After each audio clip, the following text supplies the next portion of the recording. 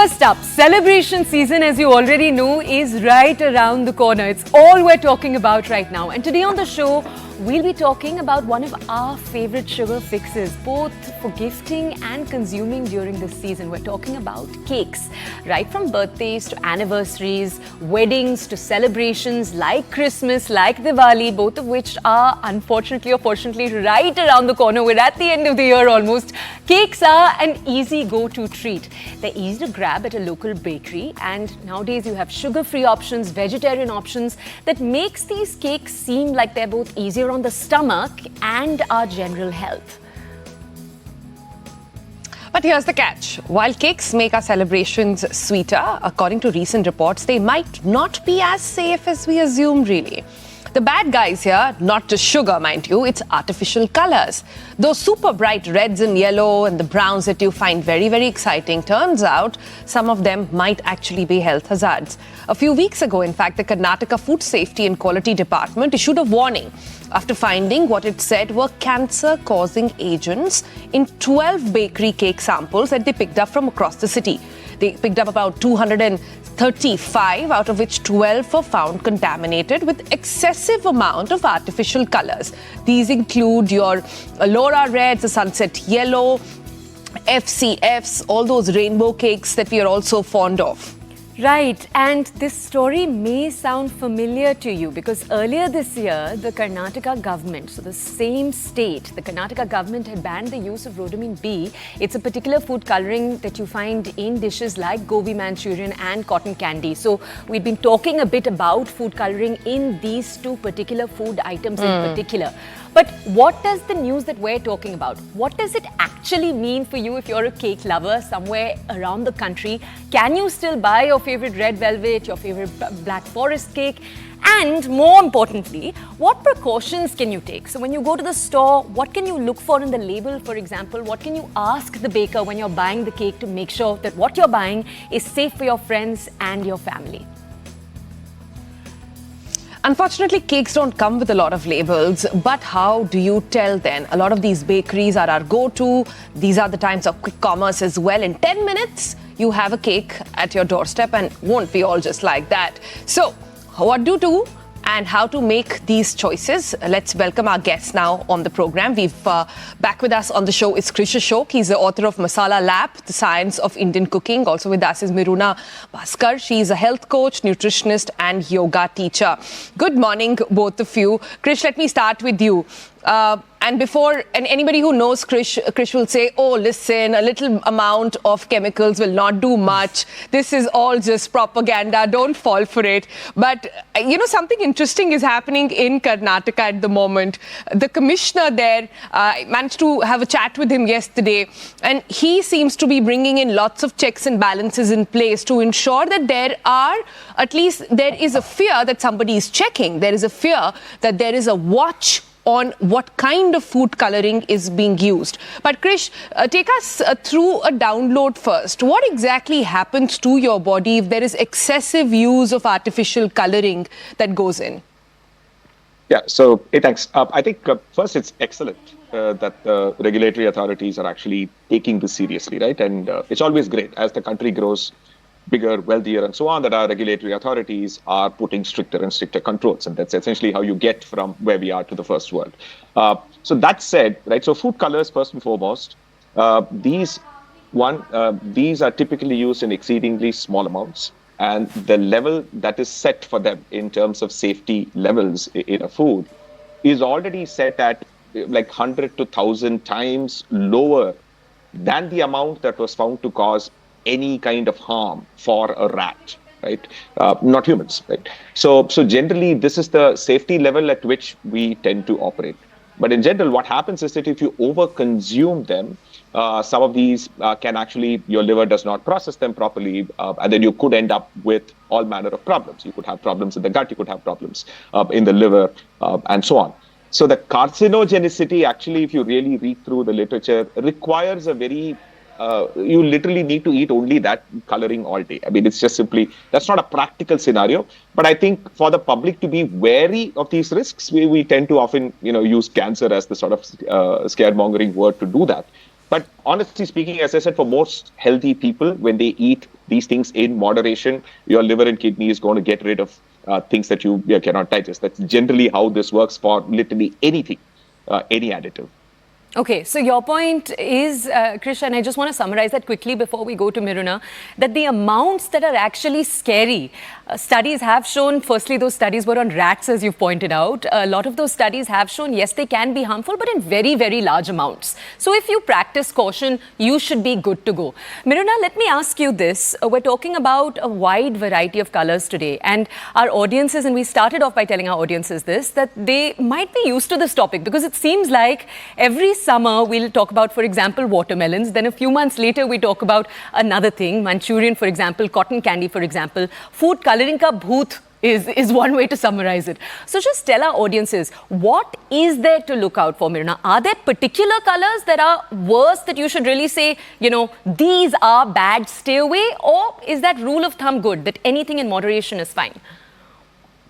All right. According to what I believe and what I've studied, if you really look at the food industry out there, anything that has any artificial colors is definitely something that you should be avoiding, right? According to what Krish had also said, having it in large amounts is only what is going to affect your body. Again, what really happens with this is that because these substances are very delicious, they're very addictive, we don't stop with just having one or two pieces of cake. We end up having a large amount.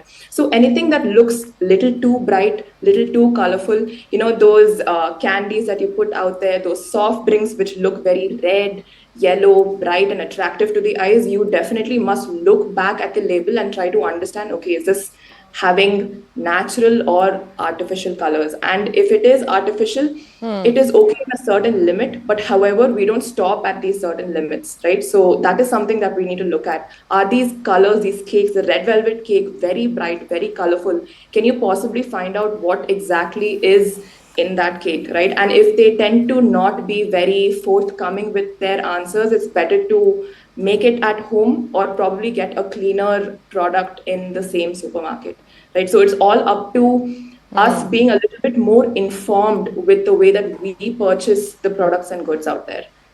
Okay.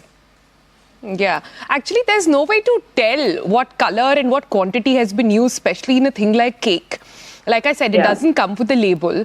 So you have to sort of go back and bank on a good bakery, one with a reputation, or like Miruna is saying, take out time, keep your phones aside, ensure you put in those half an hour to, bake a cake. But Krish, come in on the quantity and what it does to your body. Now, it's also to sort of say this to our viewers, a couple of days ago, a story had come out that a child in Bangalore consumed a cake and died. That story is false, by the way. So this is just to sort of set the record straight. It wasn't because of the cake. It was because of something else. And Krish has an interesting theory on why processed food doesn't really take away life, but it is still harmful, especially for younger kids, older people, or even if you have a riot of hormones in your body. I think an important point I want to make, right? If you watch social media videos about, unhygienic food making, processes, cotton candy, right? Making these cakes with extra color additives, far more than the allowed amount and so on. You'll almost always find that these are small time operations that are catering to the vast majority of relatively poorer people in India, right?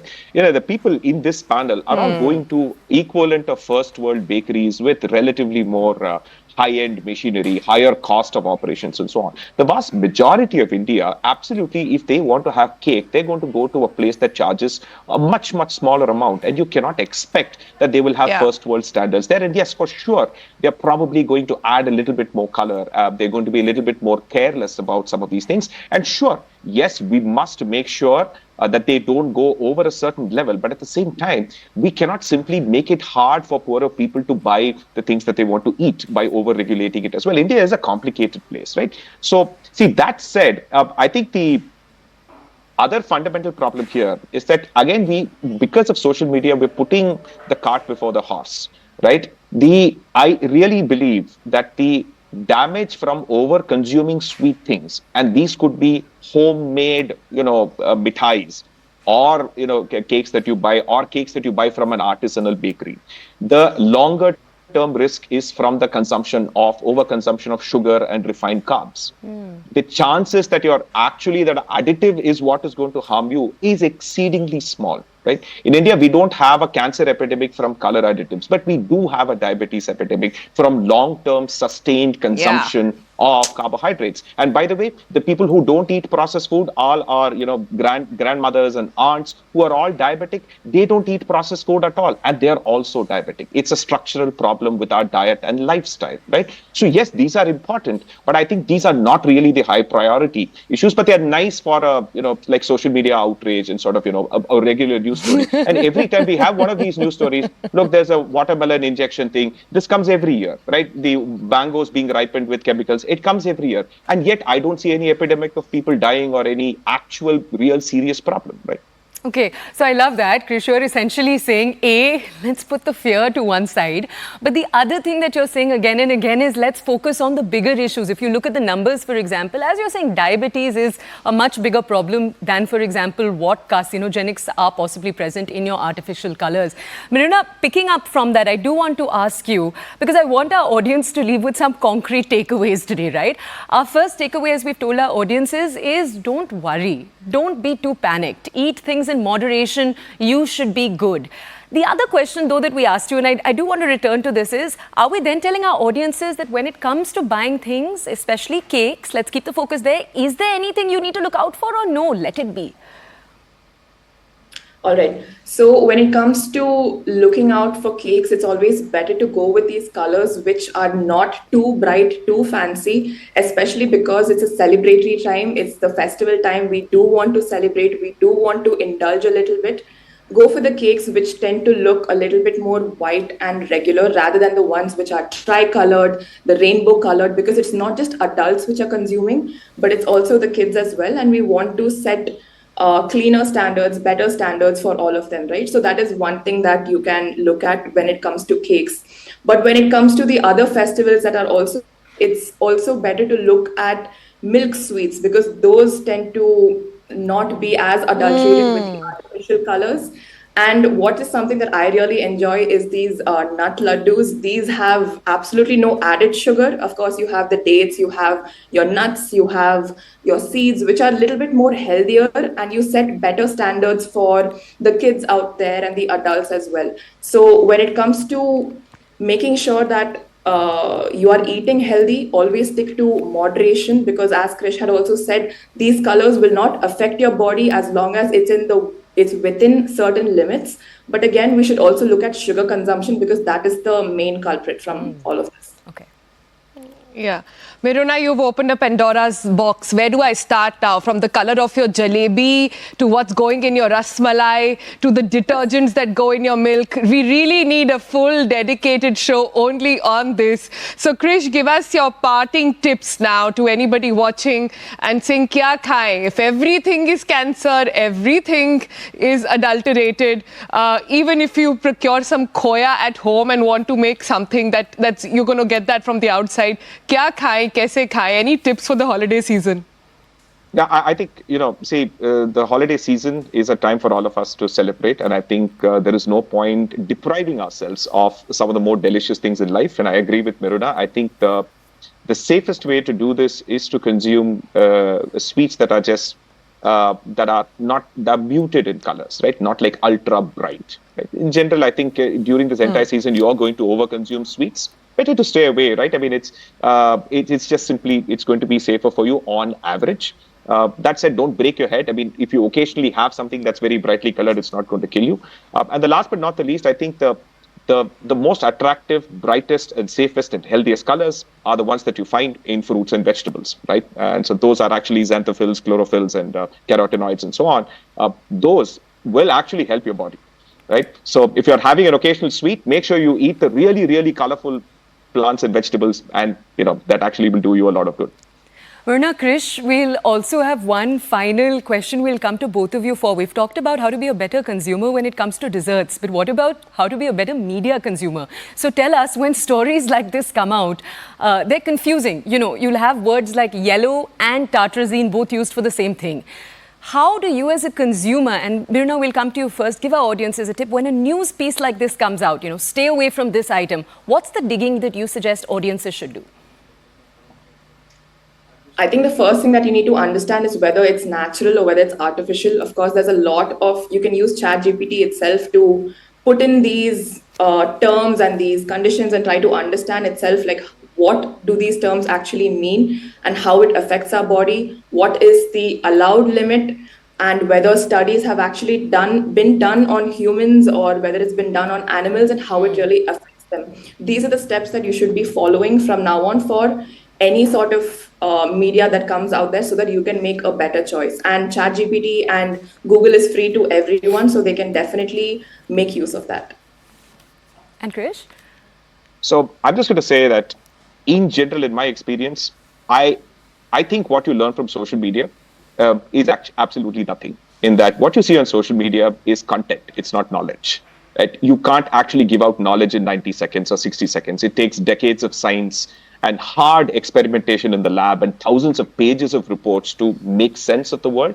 So I want people to enjoy social media, consume it, but don't take extreme positions one way or another. Don't get extremely anxious and panicky. And at the same time, in all humility, don't trust someone blindly when they say everything is safe, eat whatever you want either, right? I think it's just that, eat what your grandmother ate as much as possible. Enjoy the world. And I think eat things in moderation. Focus on your overall diet.